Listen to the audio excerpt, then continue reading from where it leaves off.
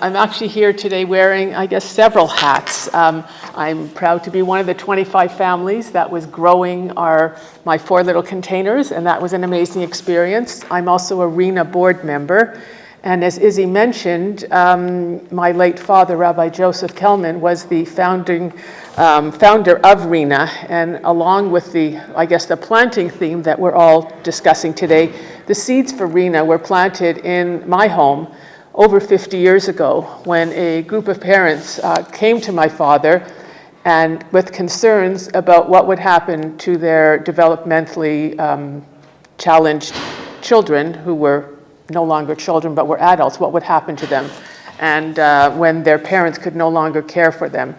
And my father, seeing a need, he had been involved in special education, not because he had any expertise, but because members of his congregation had come to him with concerns. And when he saw a need, he said, we have to just go out and do something. And that was the beginning of Reena. Reena was really founded, as Izzy said, the first project basically was Reena Homes, to help bring Reena clients back into the community, because unfortunately 50, 60 years ago, it was not uncommon for children who were born with such things as Down syndrome or other developmental disabilities to be sent to an institution. And their lives there were far from ideal. And with the Reena Foundation, they became productive members of society, and it just was an incredible accomplishment. My father, who had no green thumb, but had many other wonderful qualities, would be amazed and thrilled to see all that Reena has accomplished in these past 50 years. Reena is coming up now to its 50th anniversary. As I mentioned, it was established because of a need to serve those with developmental disabilities.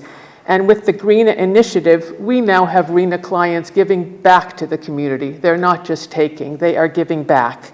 Produce is grown and harvested locally, and the goal is to be fiscally responsible. Some of the produce, as Linda said, is sold to a local kosher restaurant, as well as to the Bernard Battelle Center, and much of the produce is also given to the various Reena group homes. There is even a barter system whereby Reena sends excess produce to the York Region Food Network in exchange for produce that is back again distributed to the Reena residences. The partnership between the Bayit and Reena was a win-win situation for everybody. We had the opportunity to plant, harvest, eat, and donate, and many of us involved our children and grandchildren as well. Linda mentioned the pollinator garden.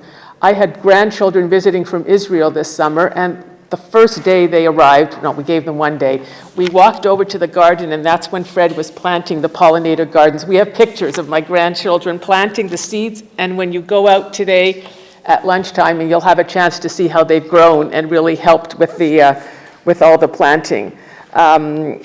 This has been a great initiative, and it has been wonderful. We look forward to the expansion of this program next year to other synagogues. I know there's been one other synagogue, I believe, Temple Emmanuel? No, Dar Chainom, I'm sorry, who has participated, and we look forward to as many other congregations who would like to contribute and join in the future. Thank you again to everybody, and again in absentia to Fred Weingast, without whom this could not have happened. He first approached me when I was visiting in Israel last year and asking me if I would be interested in this program. I said, it sounds wonderful, and the reality has far surpassed anything we could have imagined.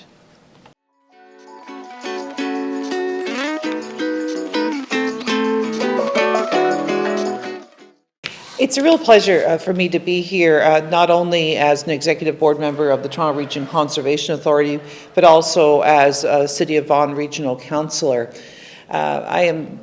I'm sad that Fred's not here. You know, it's this program today is because of Fred. But I just want to give you a little bit of history with respect to how the City of Vaughan and the Toronto Region Conservation Authority have come together, not only to be able to support the gardens, but also with respect to the pollinator gardens, which I'm going to chat about this morning. The pollinator gardens, it was back in 2019 that, I have to check my notes here, that with working with Reena and with the Bayit here, there were some discussions about looking for some funding with respect to the Toronto Region Conservation Authority's SNAP program, which stands for the Sustainable Neighborhood Action Plan, and looking at beautifying and increasing making our community better. So as the pandemic wore on, there was discussions between the City of Vaughan and the Toronto Region Conservation Authority. And there was a report that came forward from the Toronto Region Conservation Authority that the City of Vaughan endorsed and supported, allowing for these SNAP grants to be given to the Buy It for a Pollinator Garden and also for Reena. I'm sure we are all this morning talking about the West Side Garden, which I was with Fred, I think out here about 2 weeks ago or so. But beyond it, there's the fence, and then there's a large garden, and it's all planted with about 250 perennial plants. And as we all know, perennials are something that are going to come back every year. They're going to grow, they're going to blossom, and they're not going to die. So it's one of the, and they expand. So it's sort of like growing a family and adding more children. Over the years they will expand. But anyway, with respect to the pollinator gardens, there's also one at the Reena Crestwood Mega Farm, and I can't remember this gentleman's name over here, but Aki. I met him down at the Mega Farm maybe 2 weeks at the same time. We went down the same day, and what an experience! How they're growing food at the Mega Farm. They are engaging people to do it, but they're also giving to the community, to food banks, to the York Region Food Network. But they're also selling access to a local restaurant on Bathurst that I went in and had lunch with Fred, and I said to Fred, "Okay, what is it that they're selling?" And he was telling me. I said, "Okay, I'll have an Israeli salad," because everything in there, the cucumbers, the tomatoes, were from the garden, from the Mega Farm. So, and it was a lovely lunch with that. But it just shows you doing that. But what struck me most when I was here at the BIOT looking at the West Side Garden was that Fred had said to me, for years it was just an enclosed area with gravel, and then with I believe it's 25 families have 4 boxes each. Oh, my memory is working today. Okay, good. And in the different, and everyone had their choice of planting. And I said, "Well, Fred, what was it?" They said, "Oh no, they could pick what they wanted." And he said a lot of families had never planted or grown any vegetables whatsoever. And he was very proud, and he shows off. He goes, "Oh, there's the rabbi's 4 plants there." And I said, "Oh," he goes, "Yeah, well, his office is right there. Now he can look out at the gardens as opposed to the gravel." But how great it is to do that. I'm an avid gardener, whether it's vegetables or flowers. I'm very much enjoy that. So I have a small garden, but I think the container idea, I think, as you said, Rabbi, earlier, it's something that we need to promote through all faiths. That I think it does more than just put food into, for our families. There's a sense of belonging. I think there's a sense of learning from nature, giving back, but also whatever you have left over, you give. And I know that out here on the West Side Garden, you had the baskets, which was terrific. So I know sometimes when your crops come in, like how many tomatoes can your family eat? But if you want to share them, it's great. But I think the Reena program is awesome.